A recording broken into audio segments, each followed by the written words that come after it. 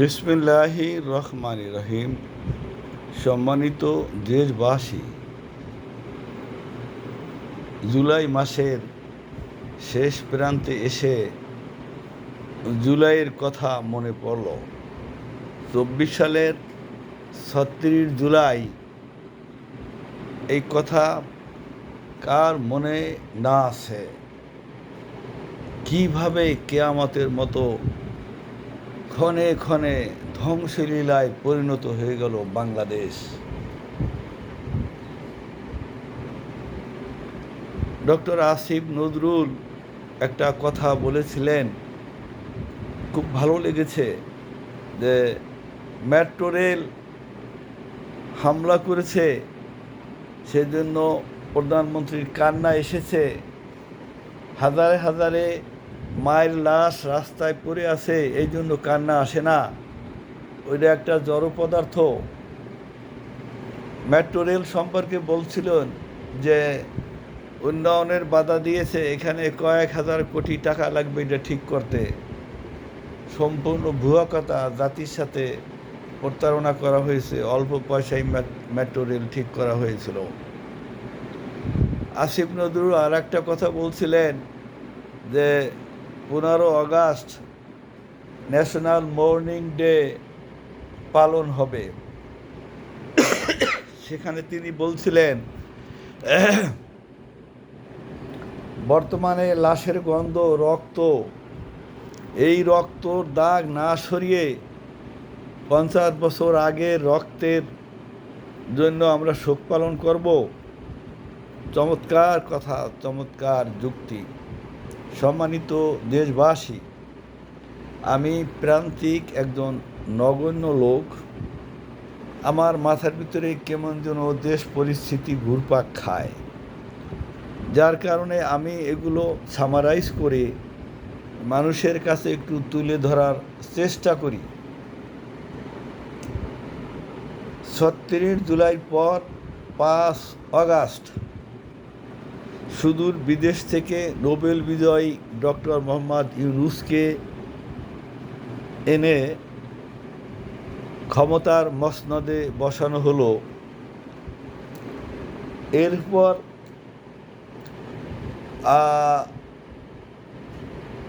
Interim সরকারের যে কর্মসূচি, পদক্ষেপ এবং জুলাই ফাউন্ডেশনের যে পদক্ষেপ এবং কর্মসূচি, এগুলোর উপরে আমি একাধিক প্রতিবেদন দিয়েছিলাম।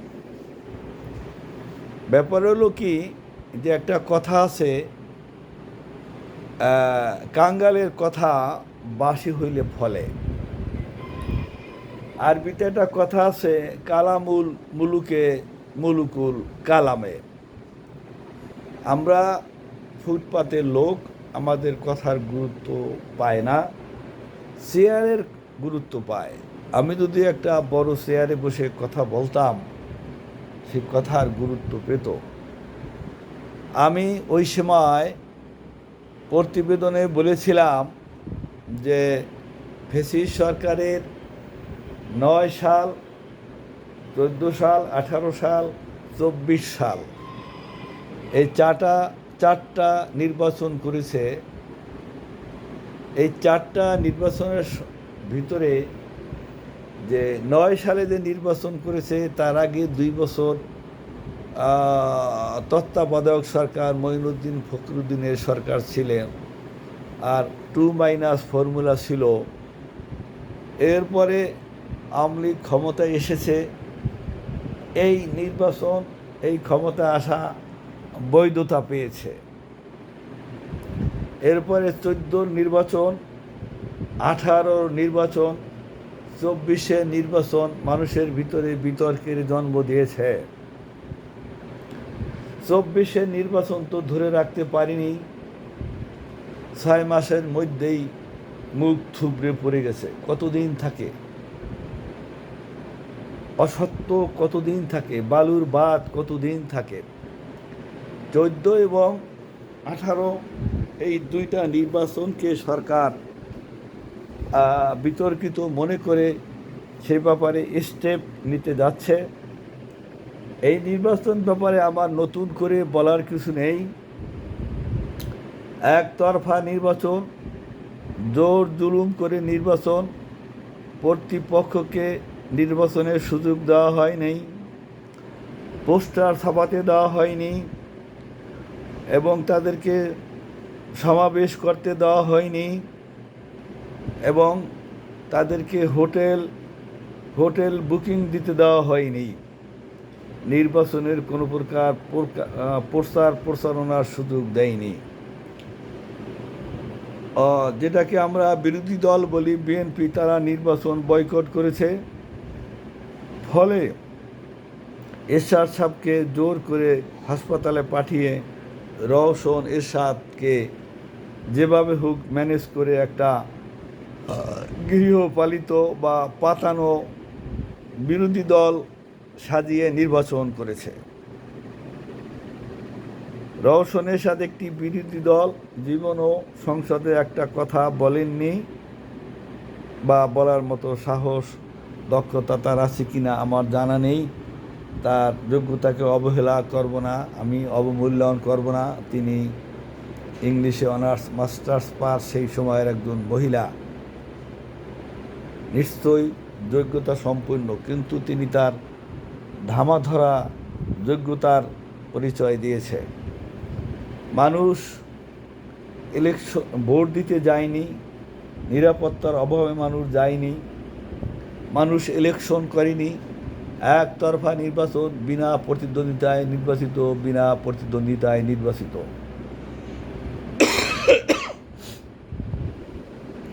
বিনা প্রতিদ্বন্দ্বিতায় মানে কি? মানুষ এই ইলেকশনকে বয়কট করেছে। যাই হোক, সেই ইলেকশনের বর্ণনা আমি দিচ্ছি না। 14 এবং 18 নির্বাচন আপনারা জানেন। যে একটা উদাহরণ দেই, 36% ভোট কাস্ট হয়েছে। এই বাংলাদেশে আওয়ামী লীগের সমর্থকই আছে আমার মনে হয় যে 40%। আমার ধারণা বাংলাদেশে আওয়ামী লীগের নেতাকর্মী আছে 40%, সেখানে 36% ভোট কাস্ট হয়েছে। তাহলে 36% ভোট যদি কাস্ট হয়, তাহলে আর 64% লোক তো এই সরকারকে চায় না। তাহলে গণতন্ত্র কি যাচাই হয়েছে? 64% লোক একে চায় না। এইভাবে আমি কথা লম্বা করব না। সরকারের ডিসিশন ছিল যে 14 সাল এবং 18 সালের নির্বাচনী বড় দায়িত্ব যারা পালন করেছেন, ওই সময় যারা নির্বাচন কমিশনার ছিলেন, ওই সময় যারা রিটার্নিং অফিসারের দায়িত্ব পালন করেছেন, ওই সময় যিনি সিইসি ছিলেন, এদের ব্যাপারে অ্যাকশন নেওয়া হবে। 14 সালে যারা যে কয়জন ডিসি রিটার্নিং অফিসার ছিলেন, সেই 14 সালের ডিসিরা আর সেই 24 সালে এসে 14 আর 10 24 সালে এসে তারা সচিব হয়ে গেছে। তাদেরকে চাকরিচ্যুত করা হবে। এবং 18 সালে যারা রিটার্নিং অফিসার ছিলেন ডিসি, তারাও 24 সালে জয়েন্ট সেক্রেটারি বা এডিশনাল সেক্রেটারি হয়েছে। আর ওই সময় যারা এসপি ছিলেন তাদেরকেও চাকরিচ্যুত করা হবে। ওই সময় যারা এসপি ছিলেন, তাহলে ডিসি, এসপি এবং নির্বাচন কমিশনার, সিইসি, এই নির্বাচনী দায়িত্বে বড় দায়িত্ব যারা পালন করেছেন, এদেরকে, এই কথাটা এই প্রতিবেদন আমি আরও অনেক আগেই দিয়েছিলাম। তা এখনে দেখলাম যে এর সংখ্যা দাঁড়িয়েছে 14 সালের 32 জন, 64 জন হওয়ার কথা, কিন্তু বাকিরা হয়তো চাকরি শেষ হয়ে গেছে বা তাদের অপরাধ হয়তো কম পেয়েছে। আর একটা লক্ষ্য করেছি যে খালেদা জিয়াকে তার অফিসের সামনে বালুর ট্রাক দিয়ে আটকিয়ে রাখা হয়েছিল। সময়ের যে ডিসি হোক বা এসপি হোক, তাকে চাকরি থেকে আউট করা হয়েছে এবং তার মইনুল হোসেন বাসা থেকে তাকে জোর করে টেনে হিঁচড়ে যে সমস্ত নারী পুলিশ কর্মকর্তারা তাকে বের করে দিয়েছেন জোর করে, তাদেরকেও চাকরিচ্যুত করা হয়েছে। তো আমার মনে হয় যে চাকরিচ্যুত করা এইটাই কিন্তু একমাত্র শাস্তি হওয়ার কথা না। ফৌজদারি আদালতে তার বিভাগীয় বা আইনি ব্যবস্থা নেওয়া দরকার। শুধু চাকরি থেকে আউট করলেন, সে তো হাজারে হাজারে কোটি টাকা ইনকাম করেছে, এটাই বড় কথা না। আমার মনে হয় যে আরও আইনি পদক্ষেপ এদের ব্যাপারে নেওয়া দরকার বলে আমি মনে করি। সেই সময় যারা ডিসি ছিলেন, ওসি ছিলেন, যদি কোনো ওসিও নিশ্চয়ই অন্যায় কাজ যে করে, যে সহায়তা করে, উভয় সমান অপরাধী। এই সমস্ত কর্মকর্তারা যদি সরকারকে সহায়তা না করত, তাহলে সরকার এত বড় অন্যায় কাজে আগাতে পারত না, ক্ষমতা কুক্ষিগত করতে পারত না। হয়তো তারা সামান্য লোভে তারা এটা করেছে। যে ডিসি ছিল, ডিসিকে জয়েন্ট সেক্রেটারি করা হয়েছে, যে জয়েন্ট সেক্রেটারি ছিল তাকে এডিশনাল সেক্রেটারি করা হয়েছে, যে এডিশনাল সেক্রেটারি ছিল তাকে ফুল প্লেসের সচিব করা হয়েছে।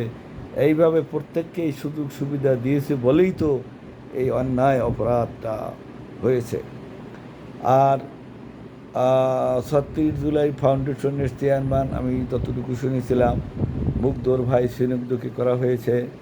এখান থেকে উদ্যোগ নেওয়া হয়েছিল যারা শাহাদাত বরণ করেছে তাদেরকে এককালীন 15 বা 20 লক্ষ টাকা দেওয়া হবে এবং তাদের পরিবারের সদস্যদের ভরণ পোষণের দায়িত্ব নেওয়া হবে এবং যারা মৃত্যুবরণ করেছেন তাদেরকে এককালীন 10 লক্ষ টাকা এবং তাদের আজীবন ভরণ পোষণের ব্যবস্থা করা হবে। যারা চিকিৎসাধীন আছেন তাদেরকে এককালীন 5 লক্ষ টাকা এবং তাদের চিকিৎসার দায়ভার গ্রহণ করা হবে এবং তাদের পরিবারের যে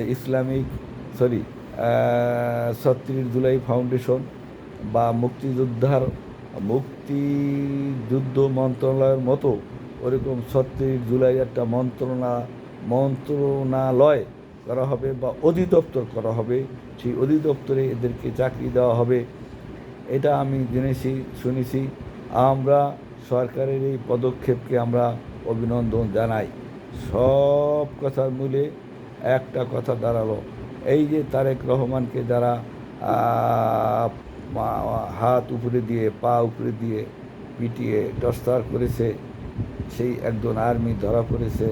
উনি একজন আর্মি হয়ে আর একজন আর্মি অফিসারের ছেলেকে তার বিবেকে একটু বাধা দিল না, এই কাজটা উনি করলেন।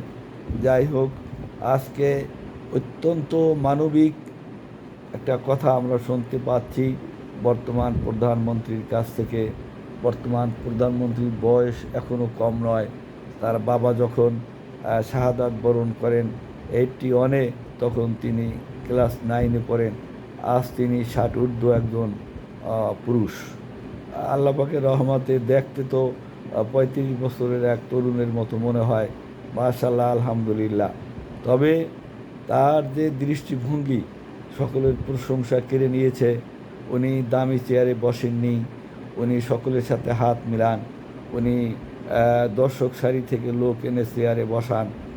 গতকালকেও একটা মিটিংয়ে দেখলাম প্রত্যেকের মন্ত্রীদের গেটআপ এত ভালো, নীল কালারের স্যুট পরনে আর উনি একটা সাদা হাফ শার্ট পরনে। এটা তো বিরাট ব্যাপার আমার কাছে। জাস্টিন ট্রুডো, কানাডার যে প্রধানমন্ত্রী না প্রেসিডেন্ট ছিলেন জাস্টিন ট্রুডো, তার কথা মনে পড়ে। কিন্তু এই জাস্টিন ট্রুডো শেষ পর্যন্ত দাম্পত্য জীবনে তার অভিশাপ নেমে আসলো। আমি বলতে চাই, মূল কথাটা এখনও বলতে পারিনি। আমরা গতকালকে দেখেছি সেই সময়ের যে মৎস্যমন্ত্রী ছিলেন রেজাউল করিম, তিনি শুনেছি যে 8 ঘন্টা কচুরি পানার নিচে থেকে ভারত চলে গেছেন।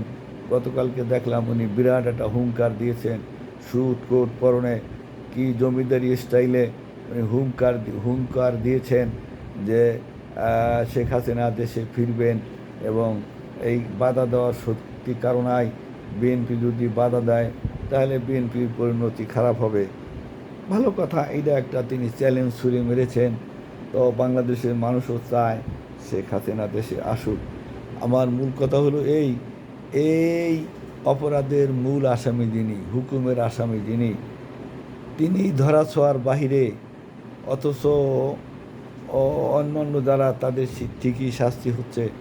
তা আমি এই ব্যাপারে আর কথা বাড়াবো না।